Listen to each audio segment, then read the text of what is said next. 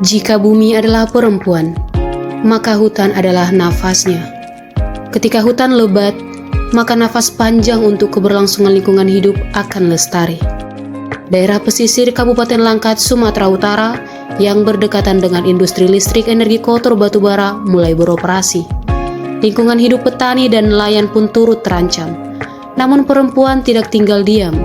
Kelompok perempuan Seysiur Bersatu, Maju Jaya, dan Indah Lestari berjuang menjaga serta melestarikan benteng alami, yaitu hutan mangrove. Hutan mangrove sangat bermakna untuk keberlangsungan hidup yang sedang rusak akibat peraturan yang tidak teratur. Hutan mangrove sangat berarti bagi pertumbuhan ekonomi masyarakat pesisir.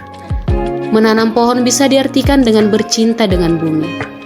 Ketika tumbuh cinta itu, maka merawat dan melestarikan adalah bentuk tanggung jawab sebagai manusia. Organisasi Meteorologi Dunia atau WMO dan Perserikatan Bangsa-Bangsa atau PBB telah memperingatkan seluruh negara agar segera mengambil tindakan radikal untuk menangani krisis iklim. Keadaan ini langsung berdampak pada perempuan yang tinggal hidup dan berdekatan dengan industri listrik berenergi batu bara. Ya terdampaklah, termasuk ya anak saya yang dulunya melaut, nelayan, sekarang harus berpindah profesi menjadi kuli bangunan dan meninggalkan anak istri. Sementara anaknya tadi ya gimana ya, masih membutuhkan kasih sayang orang tuanya. Lembaga Kajian Iklim Climate Central mengeluarkan data pada 2 Agustus lalu yang menyatakan sebanyak 81% penduduk bumi terpapar cuaca sangat panas setidaknya 3 kali. Panas ekstrim ini merupakan akibat dari emisi karbon.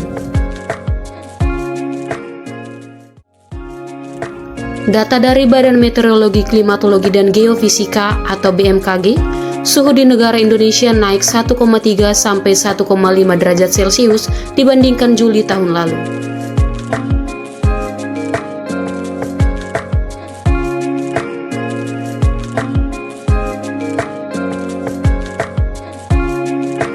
Kali ini kita bersama ibu-ibu pesisir, kita berada di hutan mangrove yang selama ini dimanfaatkan oleh ibu-ibu dari pangkalan susu dan lubuk kertang ya Bu ya. Jadi yang seperti yang dipegang sama ibu ini adalah daun jeruju yang bisa dimanfaatkan untuk membuat bubuk teh.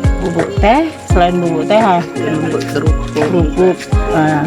Jadi mereka memanfaatkan hasil hutan bukan kayu yang mereka dapat di sekitar sini.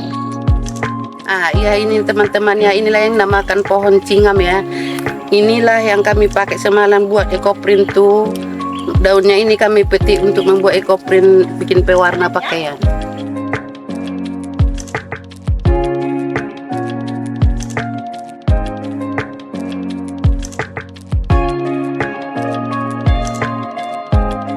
Sahabat Sri Kandi, ini juga salah satu bahan untuk pembuatan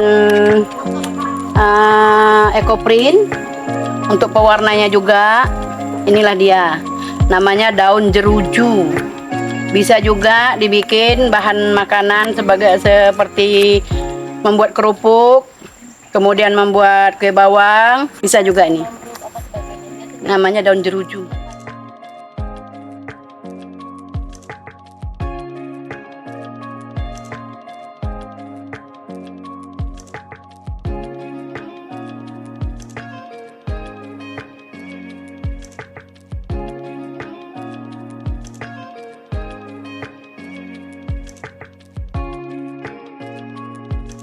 Berdasarkan data dari WMO dan program Copernicus, suhu permukaan bumi dan lautan mengalami kenaikan yang drastis.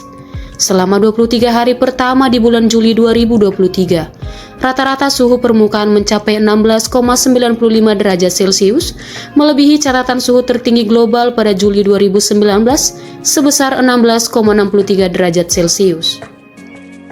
Kita ada penanaman mangrove di desa Panton, Dusun 4 Panton. Karena sekarang ini sudah banyaknya terjadi krisis iklim dunia, di mana-mana sudah terjadi krisis iklim, maka kita itu harus melakukan penghijauan untuk mencegah terjadinya banyak kerusakan-kerusakan di lingkungan ini. Jadi di sini kita menanam mangrove agar supaya tidak terjadinya abrasi yang semakin melebar.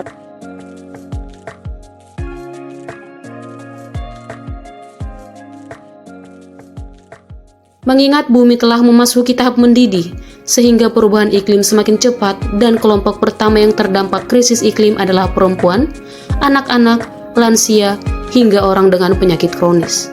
Maka menanam adalah aksi nyata melindungi lingkungan hidup.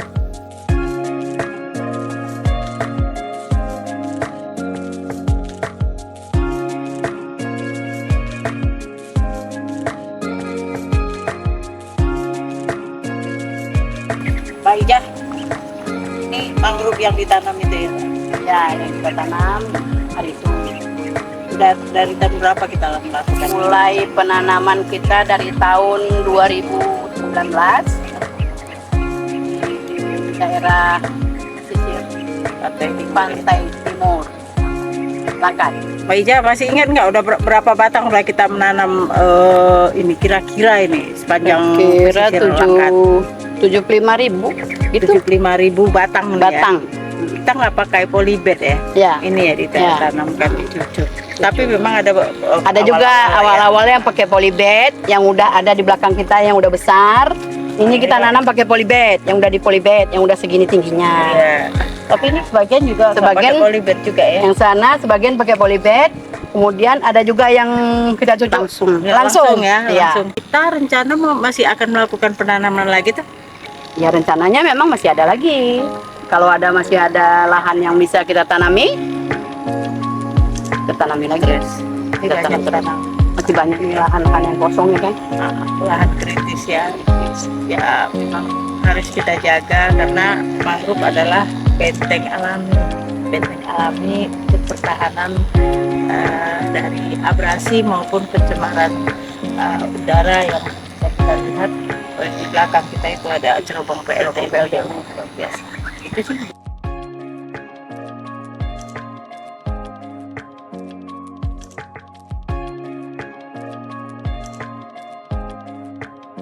Oh ini ya Bu? Iya, ini tanam. Iya, buahnya. Ini udah ada akarnya kan? Tinggal dicucukkan. Iya, iya kan tumbuh. Ini mau ditanam di lahan kritis ya Bu ya? Iya. Jadi gimana selama ini Ibu melakukan penanaman penyisipan mangrove terus menerus? Kira-kira Ibu rasa ada manfaatnya enggak sih? Oh, sungguh bermanfaat Bu untuk melestarikan lingkungan, menjaga dari abrasi, yaitu polusi udara, untuk melawan krisis iklim. Dan inilah yang bisa kami wariskan ke anak cucu kami.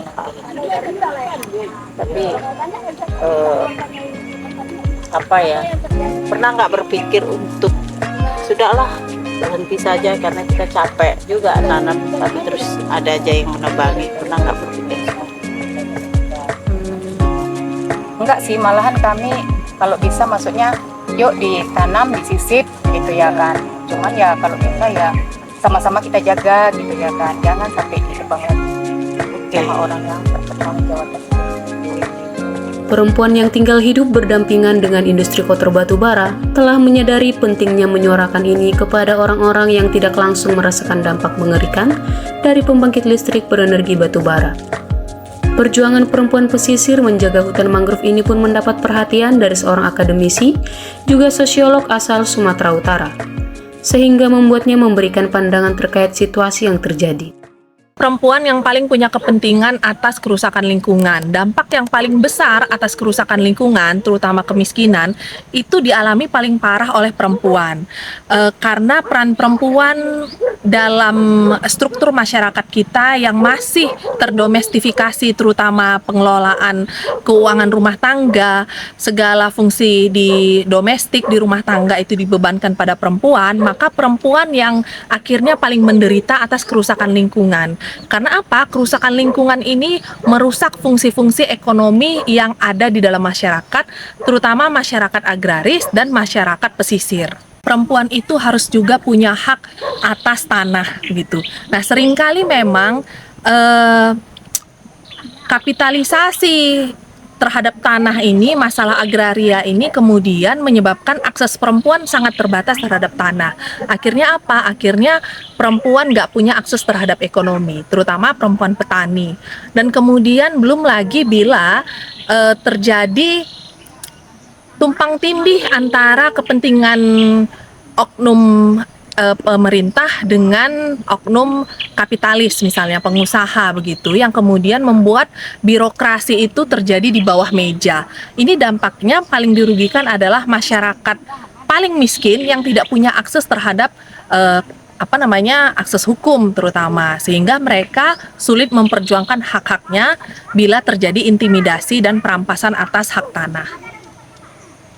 Penting untuk membangun kesadaran di antara perempuan, terutama perempuan petani, kemudian perempuan pesisir yang memang hidupnya bergantung pada alam.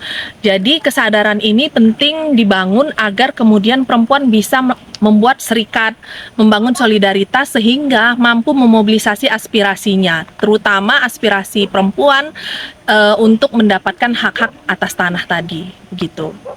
Setelah menanam kurang lebih 4 tahun lamanya, hutan mangrove perlahan kembali terlihat lebat. Tentunya, hutan mangrove juga merupakan rumah bagi binatang seperti kepiting, udang, dan ikan-ikan. Kami mau panen kepiting. Hai. Kami panen kepiting. Kepiting 1 bulan. Inilah dia hasilnya. Ini kepiting CLT namanya, bertelur dia. Kita lepaskan kembali supaya dia lebih berkembang. Oke. Perempuan itu selalu dipinggirkan dalam persoalan lingkungan. Baru yang menghadapi dampak terbesar adalah yang mengalami itu perempuan dan anak. Perempuan menjadi garda depan dalam menghadapi krisis lingkungan. Lalu ketika pengambil kebijakan tentang lingkungan selalunya diabaikan. Perempuan-perempuan ini selalu diabaikan. Dan banyak perempuan nggak tahu apa manfaat dari bagaimana menanam mangrove. Manfaat apa sih yang dimaksud dengan krisis iklim. Juga mereka nggak tahu. Karena apa? Karena mereka nggak dibekali dengan pengetahuan tentang lingkungan dan tentang keberlanjutan lingkungan itu.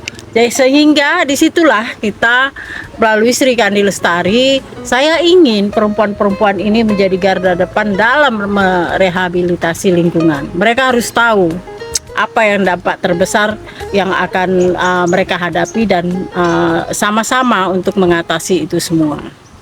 Sekarang, terlihat mangrove tumbuh sebagai sebuah harapan untuk lingkungan yang bersih, setara, dan lestari.